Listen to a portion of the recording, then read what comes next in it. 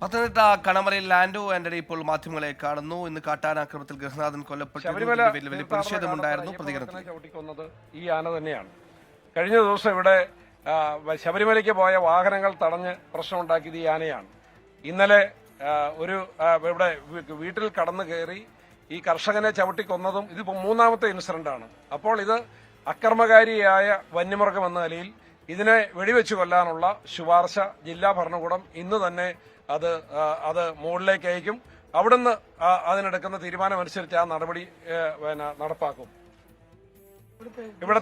ഇവിടുത്തെ കർഷകർക്ക് നിരന്തരമായി അവരെ കള്ളക്കേസെടുത്തും അവരെ നിരന്തരമായി ബുദ്ധിമുട്ടിക്കുന്ന ഇവിടുത്തെ ഡെപ്യൂട്ടി റേഞ്ച് ഓഫീസറെ ഇന്ന് തന്നെ നിർബന്ധിത അവധിയെടുപ്പിക്കും. അദ്ദേഹത്തെ ഇവിടെ നിന്ന് മാറ്റും.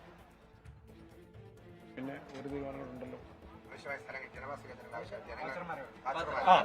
ഇപ്പോൾ ഇവര് ഫോറസ്റ്റ് ഡിപ്പാർട്ട്മെന്റ് ചെയ്യുന്ന എല്ലാ കാലവും ചെയ്യുന്നതാണ്. ഈ വേനൽക്കാലമാകുമ്പോഴേക്കും വന്യമൃഗങ്ങൾ ഈ ജനവാസ കേന്ദ്രങ്ങളിലേക്ക് കടന്നു വരാതിരിക്കാനും അങ്ങനെയുള്ള കാര്യങ്ങളൊക്കെ പ്രതിരോധിക്കാൻ അതാത് പ്രദേശത്തുള്ള നാട്ടുകാരെ വാച്ചർമാരായി നിയോഗിക്കുന്ന ഒരു കീഴ്വഴക്കം മുമ്പുണ്ടായിരുന്നു.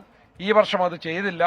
അതുകൊണ്ട് ഈ പ്രദേശവാസികളായ വനവും നാടും തിരിച്ചറിയുന്ന ആളുകളെ താൽക്കാലികമായി വരുന്ന 2 മാസക്കാലത്തേക്ക് അവരെ വാച്ചർമാരായി നിയോഗിക്കുന്നതാണെന്ന് ഉറപ്പ് നൽകിയിട്ടുണ്ട്. അപ്പോൾ അല്ല, വനം വകുപ്പിന്റെ ഒരു ഫണ്ടിനും കുറവില്ല. ഇഷ്ടം പോലെ ഫണ്ടുണ്ട്. തീരുമാനം എടുത്താൽ മതി. ആ തീരുമാനം ഇവിടെ എടുത്തിട്ടുണ്ട്. അതുകൊണ്ട് അത് കിടങ്ങ് വേണ്ടിടത്ത് കിടങ്ങ്, ക്രാഷ് ബാരിയർ വേണ്ടിടത്ത് ക്രാഷ് ബാരിയർ, സോളാർ ഫെൻസിങ് വേണ്ടിടത്ത് സോളാർ ഫെൻസിങ് വെക്കുക മാത്രമല്ല അത് മെയിൻറ്റെയിൻ ചെയ്യണം. കാരണം പലയിടത്തും സോളാർ ഫെൻസിങ് കാട് കയറി അതിന്റെ പ്രവർത്തനരഹിതമായപ്പോഴാണ് കാട്ടാനെ അത് നശിപ്പിച്ച് അകത്ത് കയറുന്നത്. അതുകൊണ്ട് മെയിൻറ്റെയിൻ ചെയ്യാനുള്ള ഉത്തരവാദിത്വം ഇത്രയും കാര്യങ്ങൾ അക്കാര്യത്തിൽ തീരുമാനമെടുത്തിട്ടുണ്ട്. തെരഞ്ഞെടുപ്പ് വിജ്ഞാപനത്തിന് ഇടയ്ക്ക് വന്ന കാര്യങ്ങൾക്കുള്ള സ്പെഷ്യൽ പെർമിഷൻ അത് ഗവൺമെന്റ് ജില്ലാ ഭരണകൂടം അത് ശുപാർശ ചെയ്ത് ഗവൺമെന്റിനെ കൊണ്ട് സ്പെഷ്യൽ പെർമിഷനായി അത് തീരുമാനമെടുപ്പിക്കുന്നതായിരിക്കും.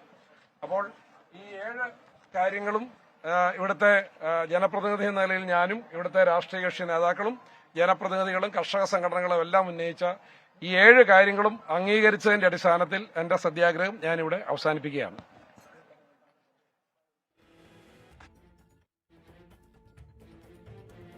പത്തനംതിട്ട കണമലയിൽ ഇന്ന് ഓട്ടോ ഡ്രൈവറായ ബിജു കാട്ടാന ആക്രമണത്തിൽ കൊല്ലപ്പെട്ടതിന് പിന്നാലെ ഫോറസ്റ്റ് ഓഫീസിലേക്ക് അടക്കം വലിയ പ്രതിഷേധങ്ങൾ, ജനരോഷം പ്രേക്ഷകർ കണ്ടതാണ്. ഇതുമായി ബന്ധപ്പെട്ട് ആന്റോ ആന്റണി നടത്തിയ സമരം ഇപ്പോൾ അവസാനിപ്പിച്ചിരിക്കുന്നതാണ് മനസ്സിലാക്കാൻ കഴിയുന്നത്.